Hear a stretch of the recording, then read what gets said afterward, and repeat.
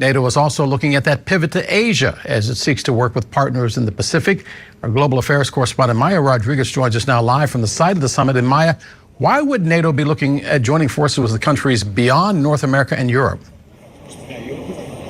Well, Del, in a word, it's China. Basically, NATO is worried about China's impact, specifically the help that China is providing Russia with the war in Ukraine. So because of that, there are world leaders from several Pacific nations who are here at the summit today to try to figure out how they can better coordinate and work with NATO. Now, in a joint declaration today, the leaders of NATO said, quote, China is a decisive enabler in giving Russia large-scale support in its invasion of Ukraine. Today, though, China fired back. Its foreign minister warning NATO, quote, to not create chaos in the Asia-Pacific. On top of that, you also have North Korea supporting Russia with weapons in that war, while on the other side, Japan and South Korea are sending Ukraine weapons and aid. So against that whole backdrop, leaders of Japan, South Korea, New Zealand, and Australia are here at the summit. They're working with NATO members this morning, figuring out ways to increase cooperation between their countries in the Pacific